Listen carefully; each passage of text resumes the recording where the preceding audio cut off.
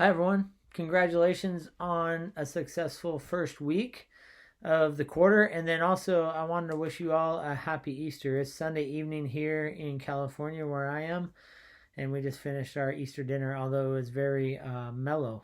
So, our son is still in college. He doesn't get a spring break this year because they shortened their semester by coming a little bit later and then leaving a little bit earlier. And so they don't get a spring break to avoid people going back and forth to different locations and coming back to campus.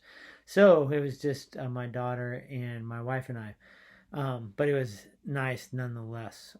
So I hope you all had a happy Easter with friends and family, people that you're able to celebrate with as we celebrate the resurrection of Jesus.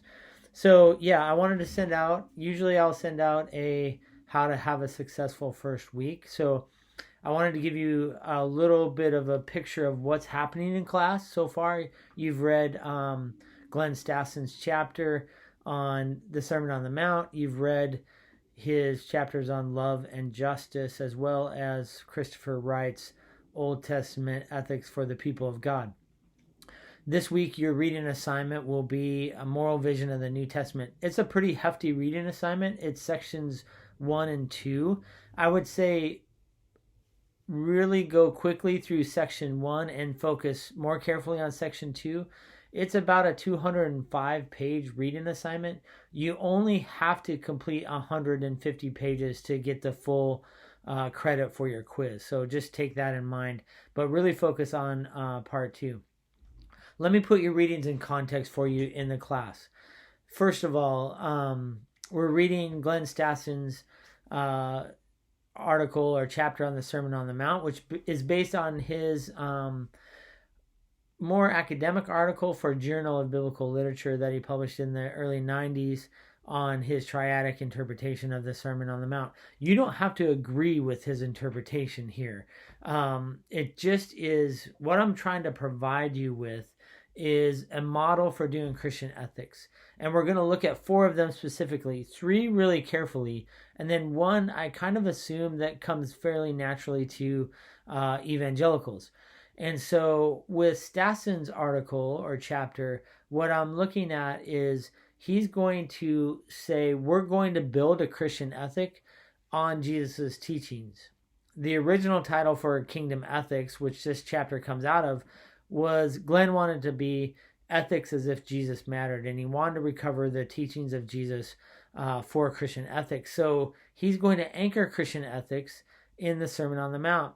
So Kingdom Ethics goes for several chapters where he articulates this, and then he's going to go question by question: abortion, euthanasia, genetic engineering, the death penalty, capital punishment. Oh wait, that's the same thing. War and peace, race question, sexuality. He's going to go through all of those and try to apply teachings from the Sermon on the Mount. The advantage of this is the Sermon on the Mount is the largest block of Jesus's teaching. So we anchor our ethics there. And then when you have the letters of the New Testament, right, they're reflecting back on Jesus's teaching for the formation of the church. And so they're trying to articulate what that means in, first of all, a Jewish context, but then a Gentile and Roman context. And so we're going to look at that as one model for doing Christian ethics. It has advantages, right? For peacemaking, for reconciliation, for judgment, for confession, it's for integrity. It's very focused on some of these things. But when it comes to like let's say politics or something like that, he doesn't say a lot. The only thing Jesus says is in Matthew 5 verses 13 through 17 about kind of our posture in the world as salt and light. And you'll see if you read it, the chapter on politics in Kingdom Ethics tries to articulate that particular passage, 5:13 through 17, into a full-blown political theology, which I don't really think is there in that passage. It's in other passages, but not that specific one. So there's some weaknesses there. So that's the model that we want to draw from, but recognize some of the weaknesses. When you read Wright, and then when you read Richard Hayes, What Wright and Hayes are doing is something a little bit different.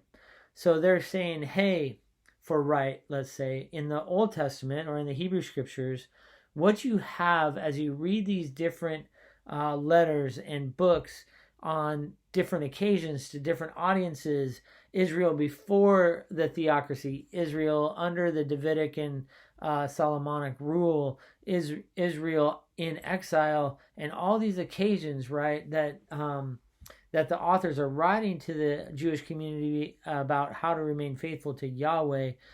They take different postures and so forth. And so what Wright is going to argue for the Old Testament is that you get three different angles that are kind of focal images for developing an ethic, a Christian ethic from that, and a Jewish ethic from that, actually. And then Hayes is going to pick up the New Testament and say, yes, we have these letters that are written to different churches on different occasions in different contexts. How do we develop a consistent Christian ethic? We have to look at the focal images in all of these letters. So he's going to go in part 1 through the different letters, starting with the Pauline texts and then going to the Gospels. And then in part 2, he's going to try to gather his study together into 3 focal images: the cross, the community, and the new creation. And so this is what I will call narrative ethics. So here we have kind of a passage-centric ethic with the Sermon on the Mount, and with Wright and Richard Hayes, we have a narrative ethic. And then in week 3, we're going to look at ethics from the margins. And so there's a difference in Christian ethics as you read and study it from people who have positions of privilege and positions of power and are able to reflect on these things and talk about a Christian ethic. And then but there's a different posture when you're on the underside of power, right?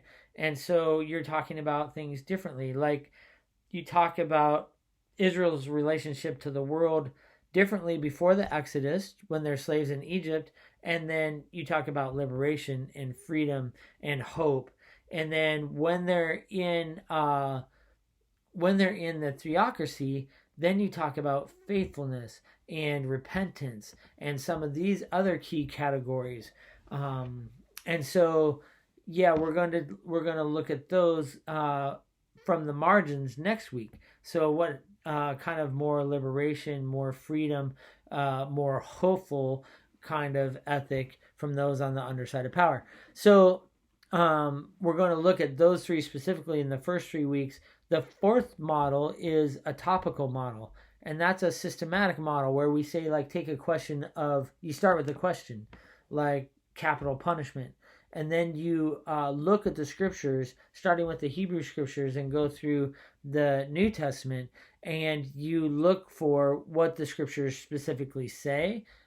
First of all, if they say anything, and then second of all, what principles there might be that we could draw from to develop a Christian ethic there.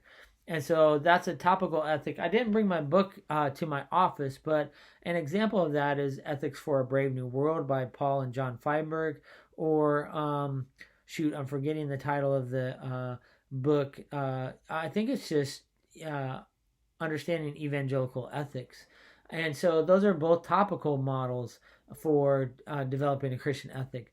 And what I'm going to say is each model has its strengths and each model has its weaknesses. But if you bring them together, they're going to provide a more holistic picture of a Christian ethic. So we need the ethic from the underside of power to talk about liberation, to talk about freedom, to talk about hope, to talk about possibilities and shalom for both for the people of God and for the world, right? And then we need also to have the same ethic that can carry us through to when you have some kind of power or privilege, and how do you treat others in that, how you treat your neighbor as yourself.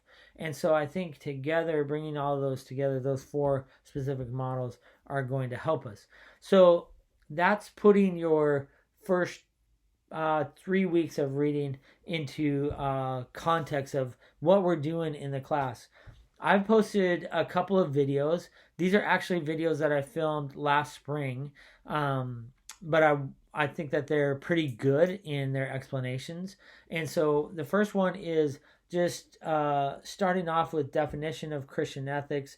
What is it? How do we understand it? How does ethics relate to morality? How do Christian ethics relate to like public ethics and those kinds of things? And so that's the first lecture, and you'll see them. I've posted them at the end of week 1, so you'll have to look back into module number 1 and see them at the end of that. The second and third lectures, and they're all pretty short, like 10 minutes. The second and third lectures are on the history of ethics, just to give you some context for what were the questions that we inherit and the postures that we inherit when we talk about Christian ethics. So take a look at those videos. Then begin your reading for Richard Hays. And remember, only 150 pages to record your 100%. If you don't finish it completely, you can come back to it during the third week because the reading is going to be lighter the third week. So you can come back and catch up to some of the reading that you might have missed in week number 1 and 2. And then, or you can start reading your précis for week number 4, reading the book for your précis. So if you haven't picked out your book yet, you might want to take a look at them and get an idea of which one you want to choose, and then you can pick it out, and when you have opportunities to kind of read it, you can read it. I'll give more specific instructions for the précis in week number 3. I'll provide a sample précis as well, and then I'll also have an office hour in week number 3 to talk about it if you'd like to talk about it. So that's what's coming up in the next few weeks. I'm really pleased with how you've been interacting with one another. The class seems off to a pretty good start, and yeah, I'm pretty happy with that. If you have any questions, please don't hesitate to text, email, or call me. I'm happy to answer any questions. And then, yeah, I just hope you have a great second week of class. Really have been enjoying the reading. I have a little bit more grading to do. Our TA, Charlotte, is a pastor, and so her week was pretty full this past week, but then she'll jump right in week number 2. So have a great week, and again, if you have any questions, just don't hesitate to ask.